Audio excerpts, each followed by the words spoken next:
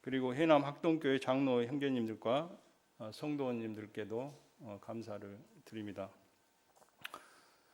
그 강주 북부교회에서 주님을 섬기셨던 그 형제 자매님들이 또 해남 학동교회에 많이 계신 것 같습니다. 오랜만에 뵈서 너무 반갑고요. 아무튼 감사를 드립니다.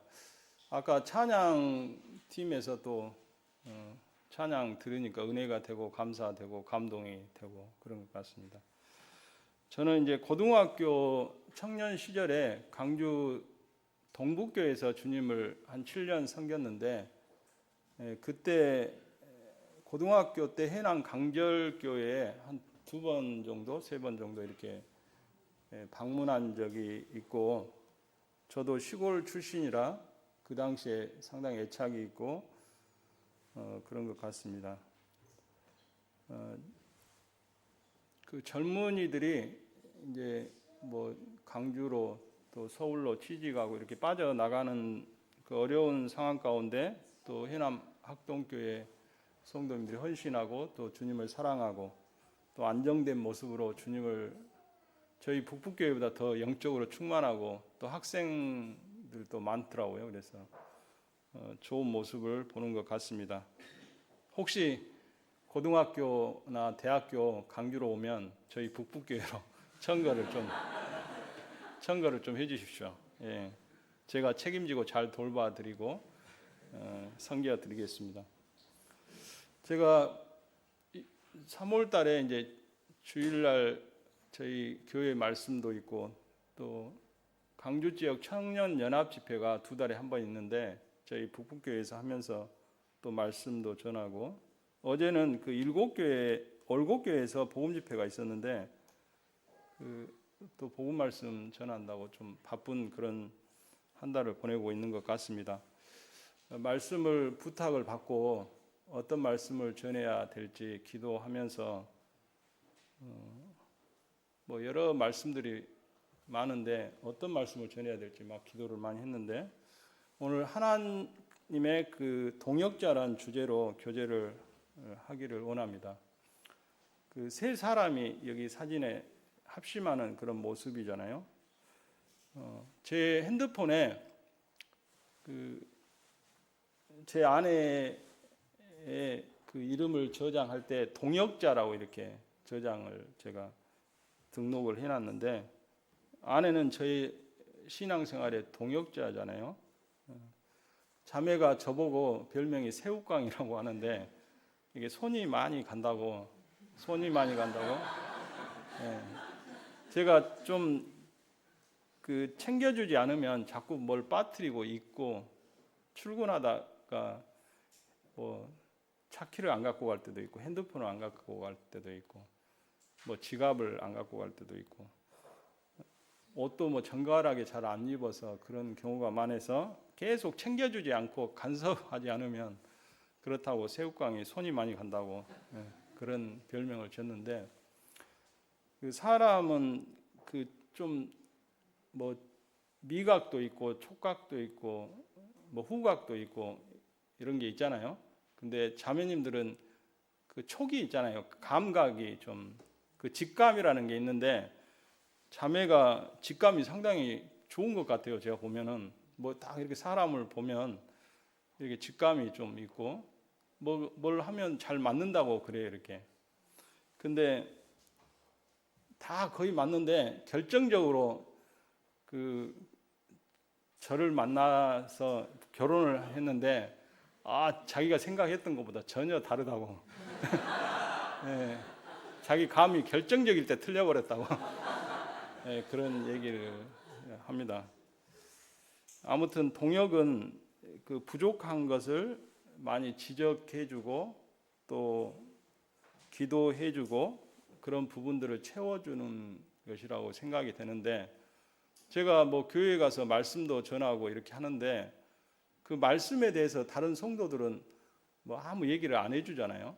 오늘 말씀이 어떻다, 뭐가 실수한 거 아닌가, 뭐 이런 얘기를 자매가 제일 많이 해주고 뭐 그런 것 같고 그냐고 제가 잘 또 지적해주면 잘 안 받을 때도 많은데 그런 생각은 계속 하고 또 이제 고치는 또 언제 어느 순간에 고쳐지는 그런 것도 생각을 하게 됩니다. 오늘 이제 제가 처음 방문해서 저를 모르시는 분이 있을 것 같아서 잠깐 제 소개를 하겠습니다. 사진은 제가 25살 때 취업하려고 찍은 사진인데 옛날의 모습이고 지금은 지금 제 모습인데 많은 변화가 좀 있죠. 현재의 모습이죠. 저는 1968년 그 전라북도 고창군의 이제 대산 지석인데 그 전라남도 경계선에 이렇게 걸쳐서 주소는 이제 전라북도 고창인데 저희 마을에서 한 40분, 50분 그 어렸을 때 걸어가면 예전에 월산교회 저희 모임과 같은 그런 월산교회가 시골에 세워졌는데 제가 알기로 72년도에 세워진 걸로 알고 있는데 제가 7살, 8살 때부터 학교 들어가기 전부터 제가 한두 번 교회를 참석한 것 같습니다.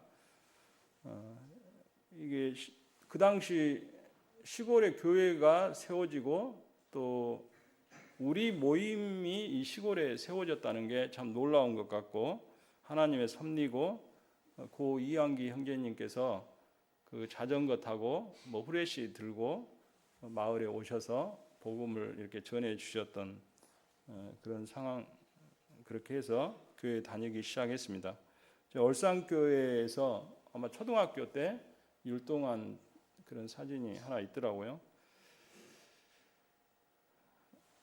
그리고 꾸준히 이제 주일학교, 중학교를 다녔고 제가 중학교 3학년 때 이제 복음 집회 때 제가 늘 암송하고 주일학교부터 많은 말씀을 들었는데 그런 말씀들이 정말 내 마음 가운데 확신이 되고 요한복음 5장 24절 내가 진실로 진실로 너희에게 이르노니 내 말을 듣고 하나님 말씀을 듣고 나 보내신 자 예수 그리스도를 믿는 자는 영생을 얻었다.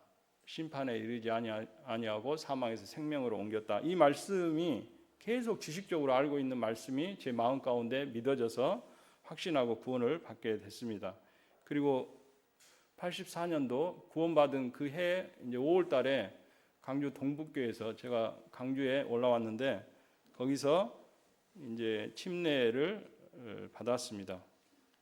그리고 청소년 청년 시절을 7년 정도 동북교에서 주님을 섬겼고 1992년도에 제가 강주에서 주님 섬기기를 원했는데 강주에 제가 지금 다니고 있는 그 직장 그 한항공단의 공장이 세워져서 그곳에 제가 지원을 했는데 창원 공장으로 이렇게 발령이 나서 창원으로 가게 됐습니다.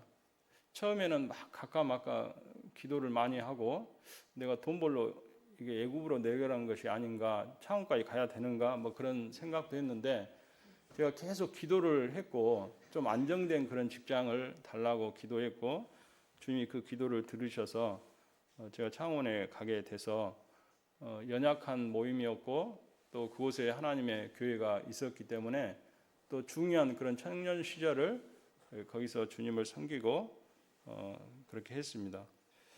그러다가 1994년 11월 달 이제 자매가 마산교회에서 주님을 섬기면서 진해교회가 개척이 됐는데 그곳에 있을 때 저와 이제 장로 형제님들을 통해서 결혼을 하게 됐습니다.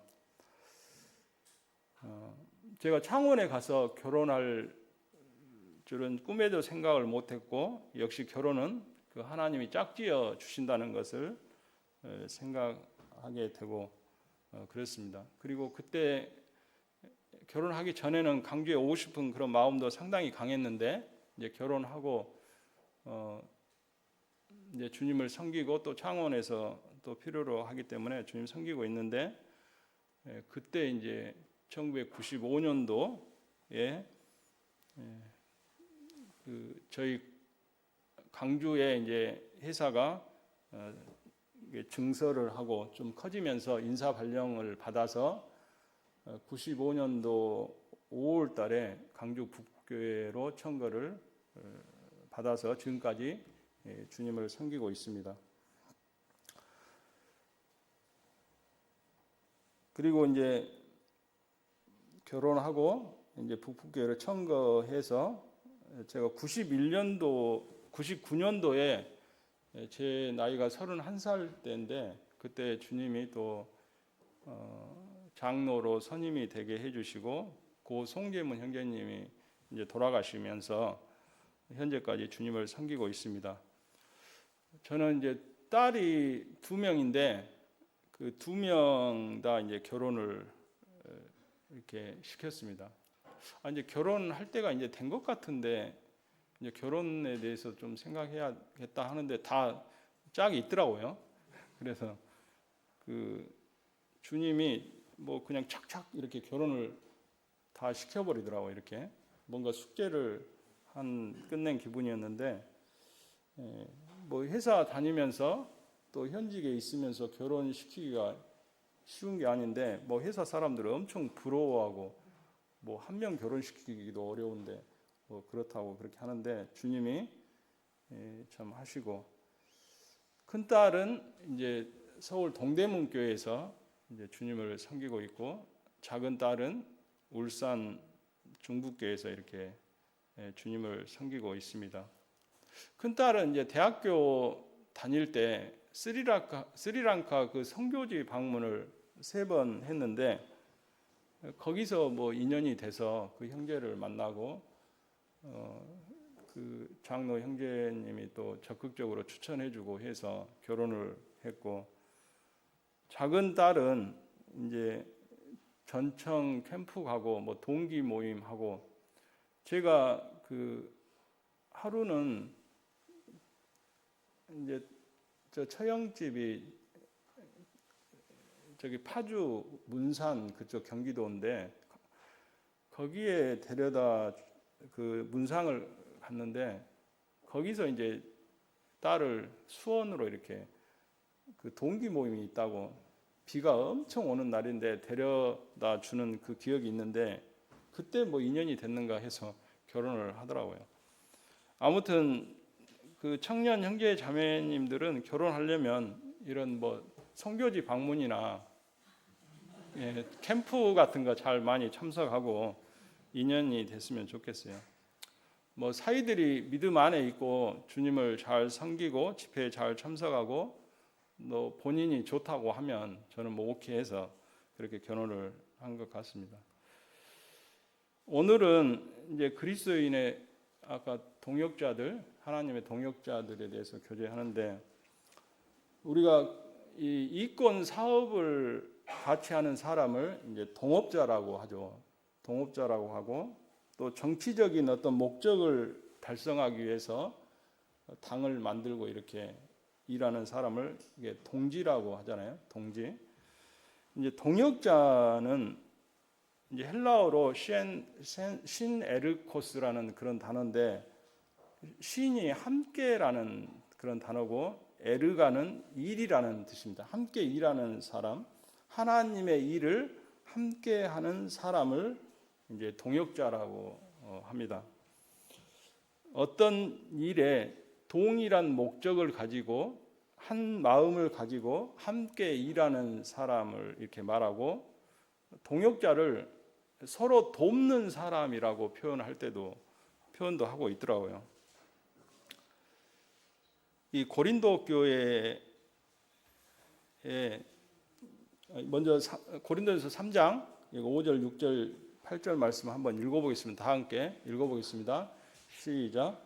그런즉 아볼로는 무엇이며 바울은 무엇이냐? 그들은 주께서 각각 주신 대로 너희로 하여금 믿게 한 사역자들이니라.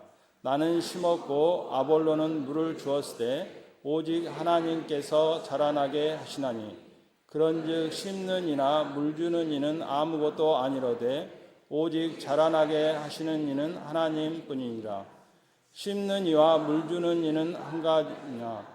각각 자기가 일한 대로 자기의 상을 받으리라. 우리는 하나님의 동역자들이요 너희는 하나님의 밭이요 하나님의 짐이니라.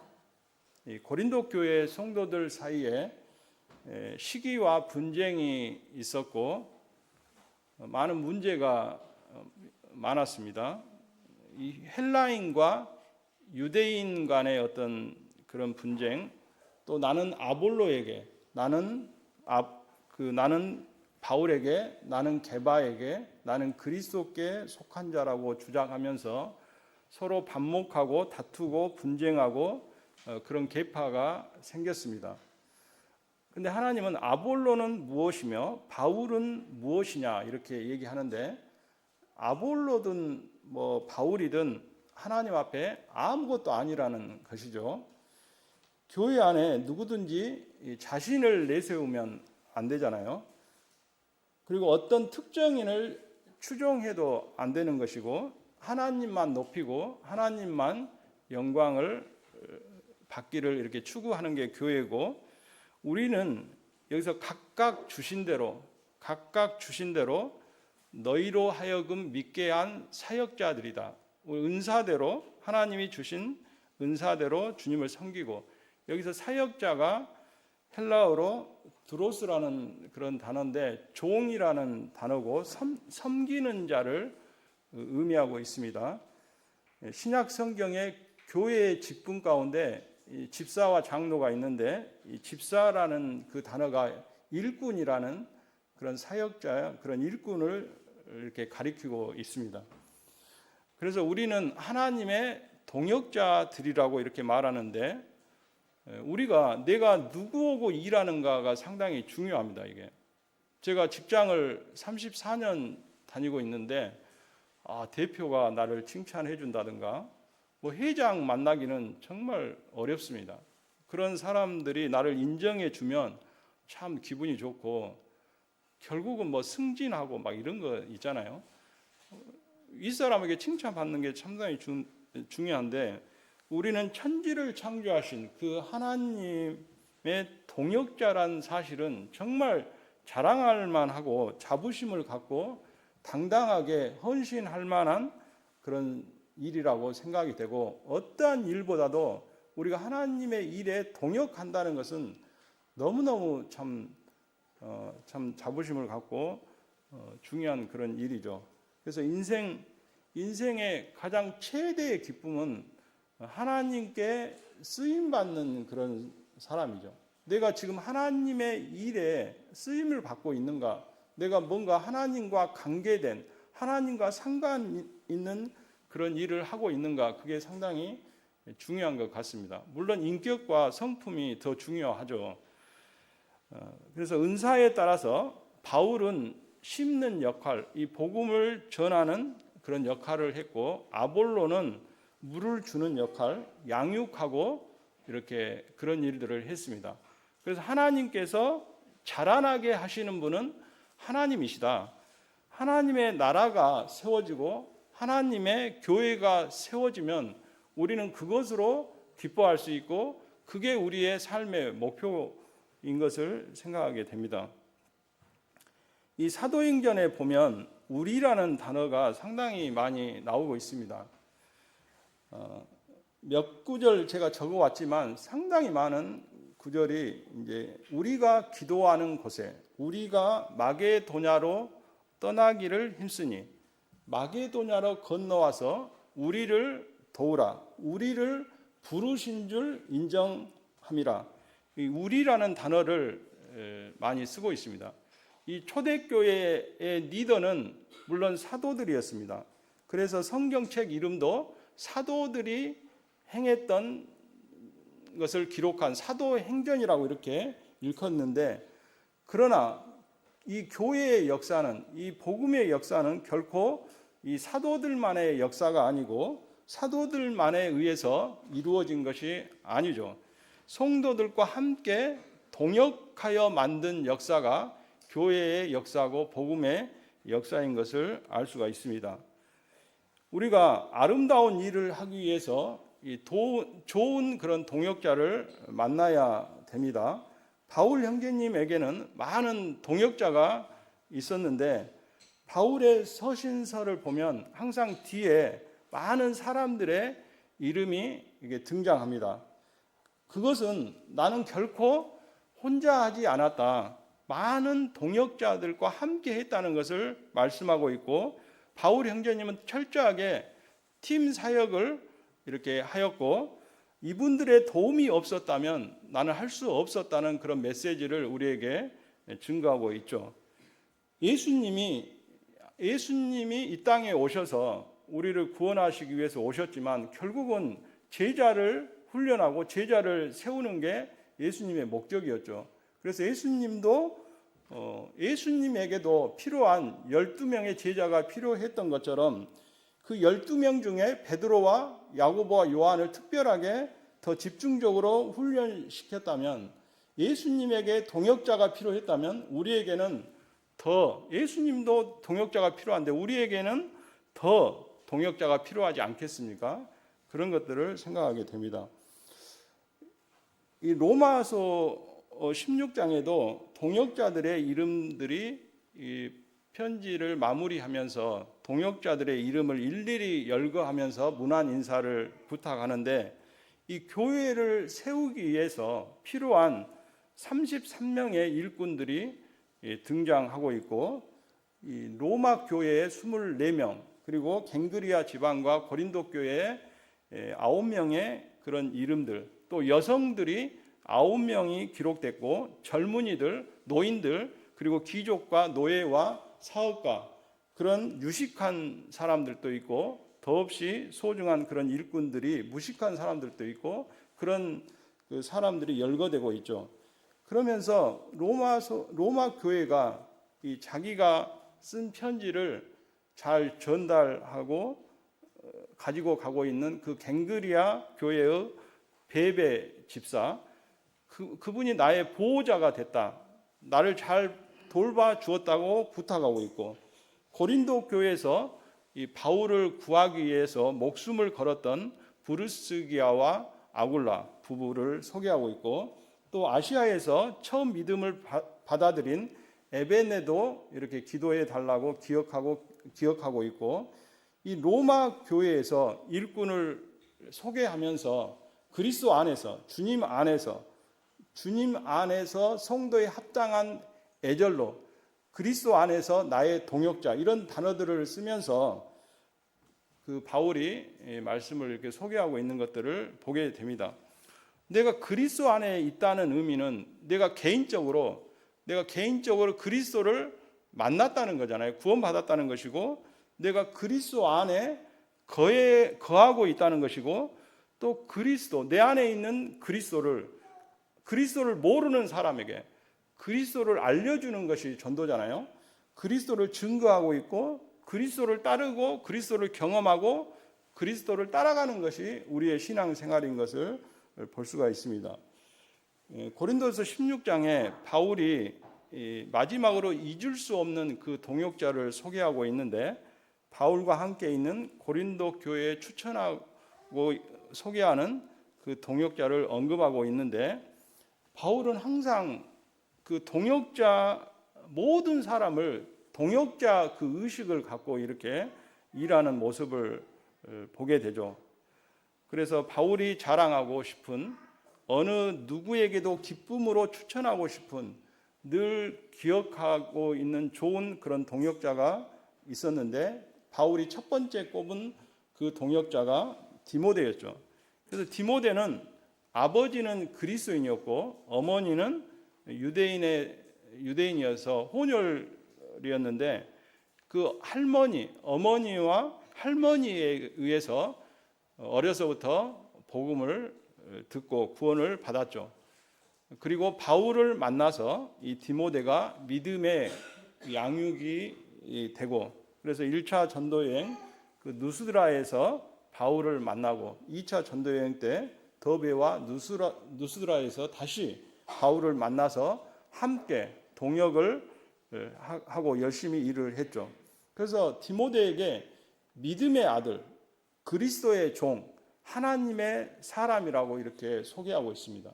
우리는 사람의 사람이 아니고 하나님의 사람이죠. 하나님의 일을 위해서 힘쓰는 자, 하나님의 일에 힘쓰는 자가 하나님의 일에, 주의 일에 헌신된 자라고 그런 의미가 있죠. 그래서 디모데전서 후서 보면 믿음 안에서 참 아들 된 디모데, 영적인 그 아들로 소개하고 있고 사랑하는 아들 디모데에게 편지한다, 그런 말씀도 하고 있습니다. 빌립보서에 보면 로마 감옥에 갇혀 있는 이 바울을 도우려고 빌립보 교회가 이 디모데를 보냈습니다. 그 디모데가 그 당시 빌립보 교회를 돌보고 있었는데 바울은 빨리 이 빌립보 교회에서 디모데를 보내고 싶었지만 그 형편이 안 돼서 감옥에서 편지를 써서 에바브로 디도 편에 이 편지를 보낸 게 이 빌립보 서신서가 됐죠. 그래서 빌립보에서 나오는 이 종기 여겨야 할 두 사람이 바로 이 디모데오고 에바브로 디도가 나오고 있습니다. 그 20절에 이는 뜻을 같이 하여 너희 사정을 진실히 생각할 자가 이밖에 내게 없다고. 뜻을 같이 했다. 바울과 디모데는 뜻이 같았습니다. 이 빌립보서에 그리스도라는 단어가 한 70번 나오고 기쁨이라는, 이 감옥에 쓴 서신이었는데 내가 기뻐하고 기뻐한다, 이 기쁨이라는 단어가 상당히 20번인가 나오고 있는데, 또 한 단어는 하나가 되라, 한 마음과 한 뜻이 되어, 이게 한 10번, 10번 정도 이렇게 나오고 있습니다. 그래서 빌립보서의 내용을 한마디로 정리하면 그리스도 안에서 기쁨이 되어서 한 마음 한 뜻으로 뜻을 같이 하라, 그런 게 이제 빌립보서의 주제라고 볼 수가 있죠. 우리가 일을 같이 할 때 뜻을 같이 한다는 것은 대단히 중요한 것입니다. 사랑하는 성도님들, 우리는 다 하나님의 동역자들입니다. 교회의 한 지체가 고통을 받으면 그 고통이 나의 고통이 되고, 교회의 한 지체가 기쁨이 되면 그의 기쁨이 나의 기쁨이 되는 이 지체 의식이 우리에게 있어야 되고, 바로 이것이 교회이고 이렇게 사는 것이 우리 성도의 삶의 본질인 것을 볼 수가 있습니다.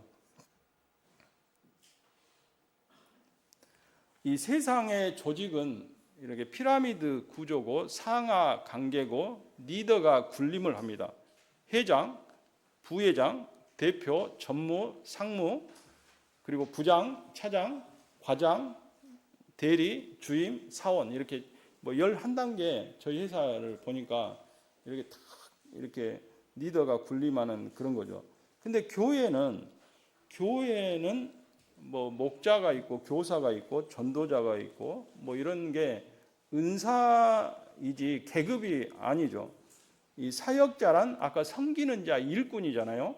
교회에는 상하 관계가 있을 수가 없고 뭐 성직자, 평신도 뭐 이렇게 계급이 존재하지 않죠.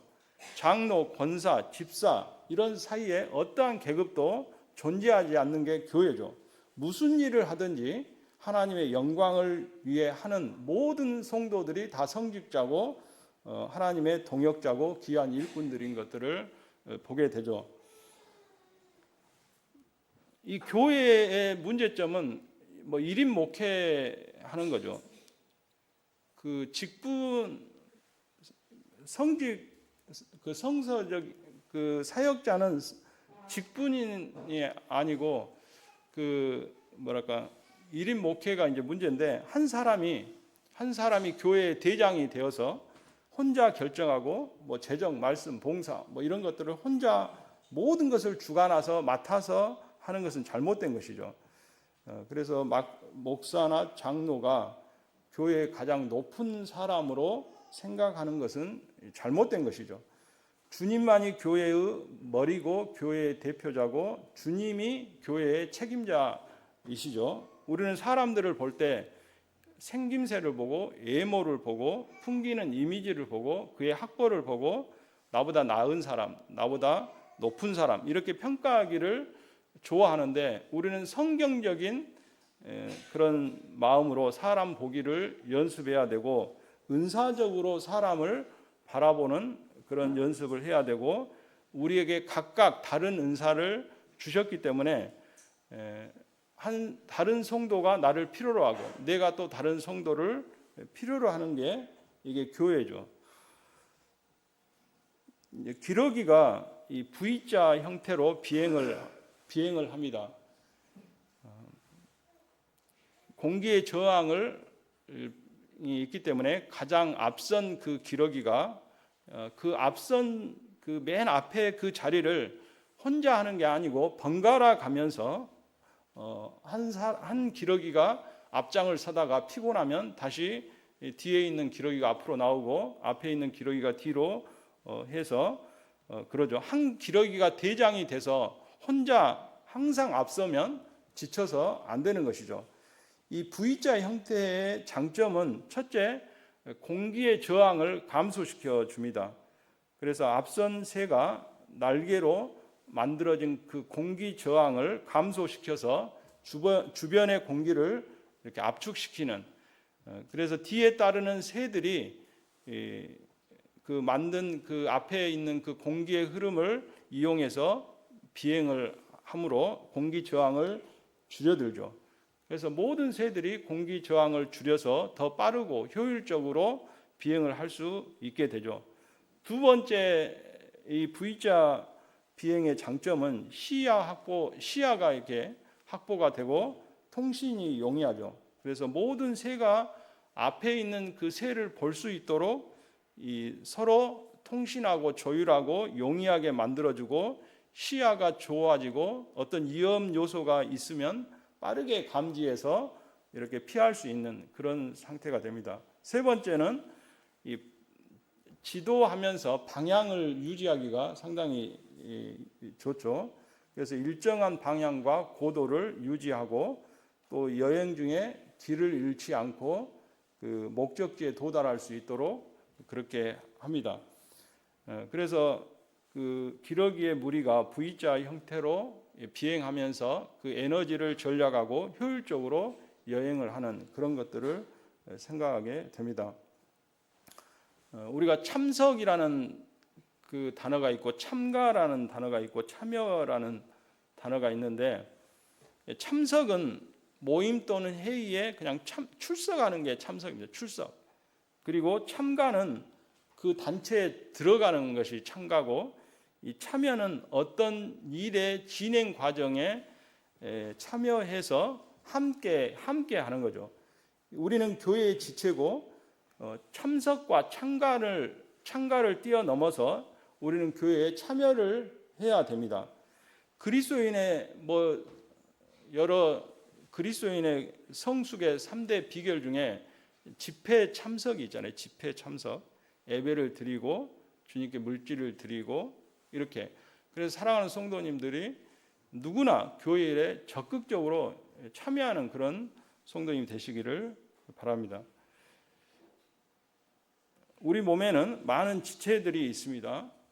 신기할 정도로 몸을 이 지체들이 완벽한 그런 조화를 이루어서 이 몸이 보존되고 이 생산 활동을 하게 하는데, 우리가 그렇게 되지 않으면 병들고 아프죠. 그래서 하나님의 교회는 그리스도의 몸으로서 교회에도 동일한 그런 몸의 원리가 존재하는데, 거듭난 성도들이 몸의 지체들이고, 우리는 건강한 교회는 각각의 그 지체 가운데 우리가 개인이 건강해서 그 건강이 교회의 건강이 되고, 그 건강을 토대로 교회의 생산적인 그런 활동을 하게 되는 것들을 보게 됩니다. 그래서 지체 의식 속에 우리가 우열을 말할 수 없고, 손과 발 중에 어느 것이 더 중요합니까? 이렇게 물어보면 질문 자체가 말도 안 되는 질문이잖아요. 손과 발을 비교할 수가 없죠. 손은 발을 필요로 하고 발은 손을 필요로 하고, 눈썹이 필요 없는 것 같은데 눈썹이 없으면 성도님들 눈썹이 없다고 생각하고 옆에 성도들을 보시면 얼마나 그러잖아요. 이 눈썹이 얼마나 사람을 예쁘게 하고 그러죠. 콧구멍이 하늘로 이렇게 솟아 있으면 뭐 물이 들어오고 비 오면 물이 들어가고 그러냐. 콧구멍을 어떻게 잘 만들었잖아요, 하나님이. 예. 그래서 아무튼 이 교회의 은사를 차별하거나 은사를 무시하면 안 되는 거죠. 말씀을 전하는 형제님의 상급이 더 클까요? 매 주마다 화장실 청소하는 자매님의 상급이 더 클까요? 제가 생각할 땐 청소하는 자매님의 상급이 훨씬 더 크지 않을까 그런 생각을 하게 됩니다. 그래서 고린도 교회는 특정 은사에 대해서 예언과 방언과 뭐 이런 은사들을 선호하고 또 그것을 특별히 생각하고 또 다른 것들은 무시하고 뭐 이렇게 하면 잘못된 것이죠. 똑같이 다 중요하죠. 이 항아리에 게가 이렇게 이제 소게를 제가 넣을 수가 없으니까 겉에다 해놨는데 이 게가 항아리 속에 딱 들어가 있습니다. 근데 이게 게가 밖으로 나가야 하는데 못 나옵니다. 절대로. 왜 못 나오는지 아세요? 이 한 개가 이렇게 올라가면 다른 개가 꽉 잡아버려요. 이렇게. 이게 못 나가고 또 다른 개가 올라가려면 또 다른 개가 잡아요. 그냥 하나씩 이렇게 올라가면 다 나올 수 있는데 한 개가 올라가면 딱 잡고 이렇게 해서 우리는 다 패배하든지 다 승리할 수 있습니다. 내가 한 성도를 잡으면 교회가 다 패배한 것이고 하나씩 다 나가면 다 성공할 수 있죠. 누가 올라가고 누가 패배하고 그런 것이 아니고 교회는 한 몸이고 모두가 승리하든지 모두가 패배하든지 우리 몸의 일부이죠. 우리가 뭐 다른 손가락에 티눈만 들어가도 아프면 다 온몸이 아프는 것이 되는 것이지 나는 뭐 손이 아니니까 나는 입이니까 뭐 나는 괜찮아 뭐 그럴 수가 없죠. 그래서 교회는 공동의 목표가 있고 우리는 그 교회의 목표를 위해서 함께 노력하고 수고하지 않으면 안 됩니다. 자, 전도서 4장 12절 한번 다 함께 읽겠습니다. 시작. 한 사람이면 패하거니와 두 사람이면 맞설 수 있나니 세 겹줄은 쉽게 끊어지지 아니하느니라.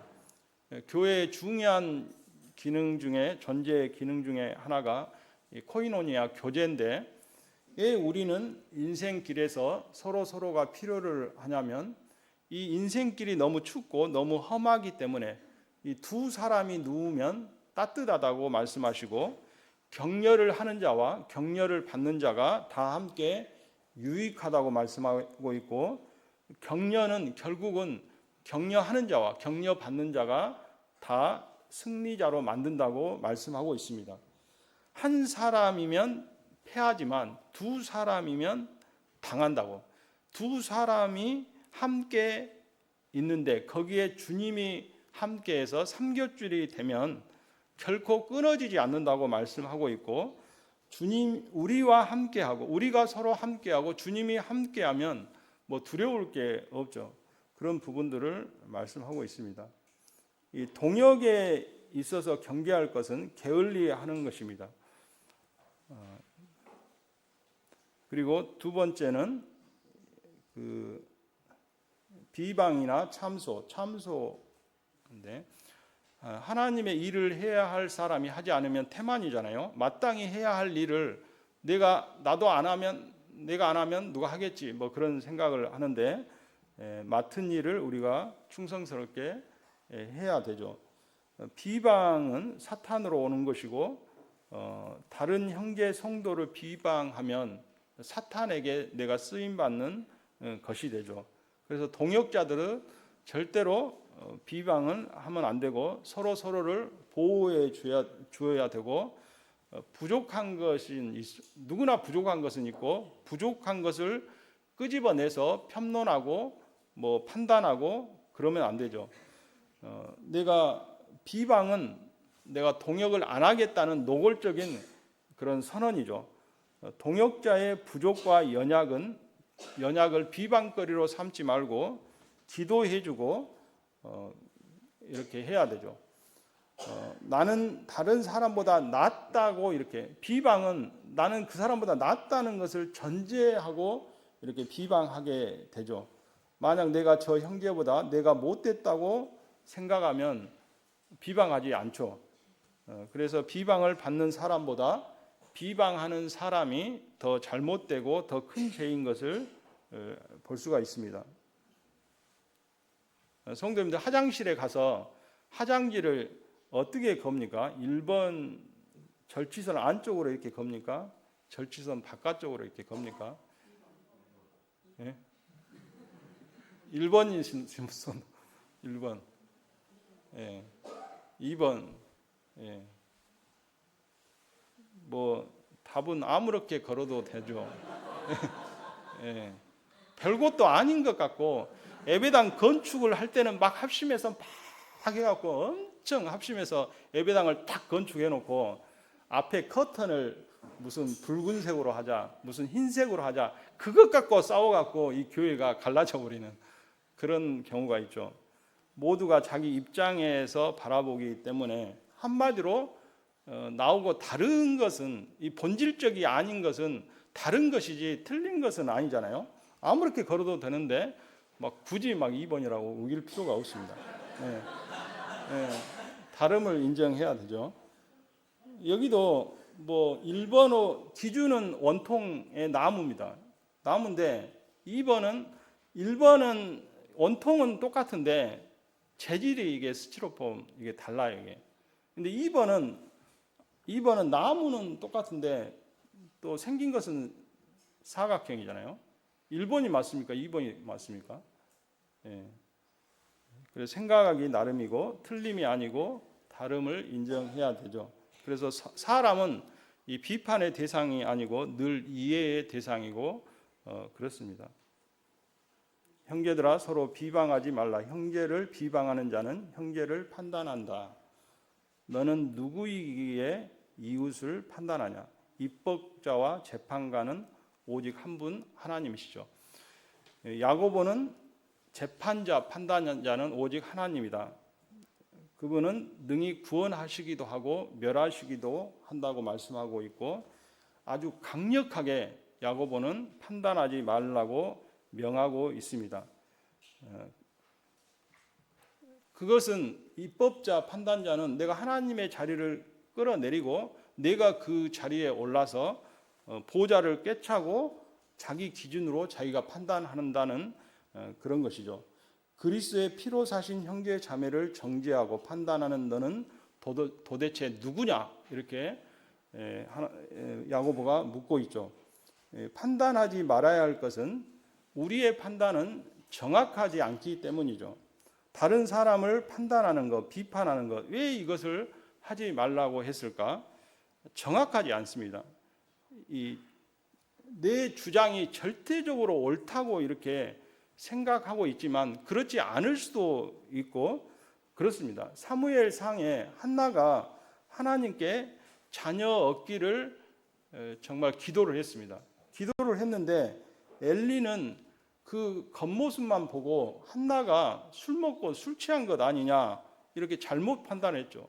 그 자녀를 위해서 자기가 술 취할 정도로 간절히 하나님 앞에 기도했는데 그 겉모습만 보고 기도한 것을 술 취했다고 이렇게 판단을 해버리죠.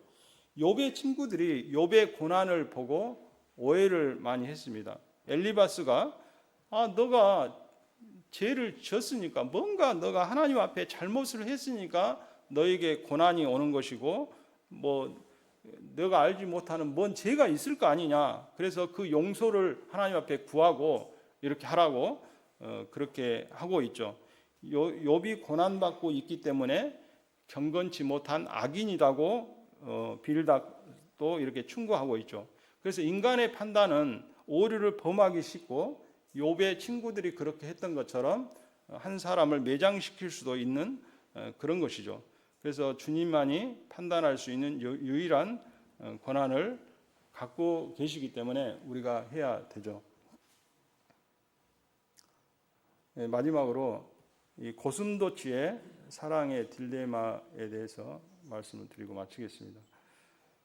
이 고슴도치는 그 여러 동물 중에 아주 애로운 동물이고 그 모든 동물이 그 막 떼를 지어서 막 다니는데 이 고슴도치는 혼자 다니는 그런 애로운 동물이고 그 몸에가 이런 그 등에 그 가시가 이렇게 모피로 된 가시가 있잖아요. 바늘이.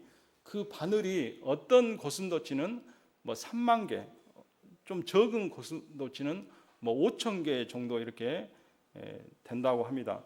그 애로운 그 고슴도치가 다른 동물에게 접근하면 그 자기의 그 바늘이 그 동물을 찌르게 되잖아요. 고슴도치가. 그럼에도 불구하고 이 두 고슴도치가 이 사랑을 하게 됩니다.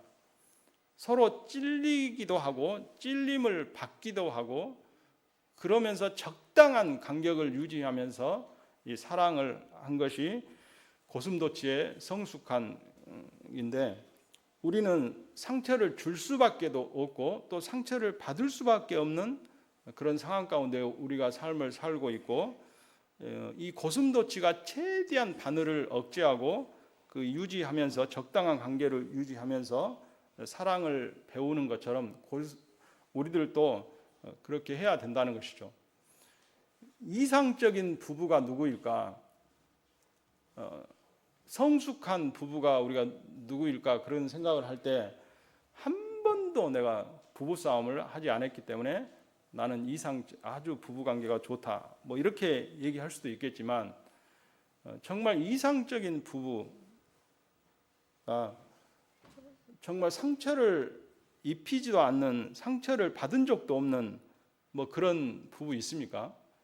뭐 그런 부부가 있다면 인간도 아니죠. 예. 그래서 그 상처를 우리가 넘어서서 절묘하게 상대방을 끌어안고 상처를 극복하는 뭐 싸움을 할 수 있죠.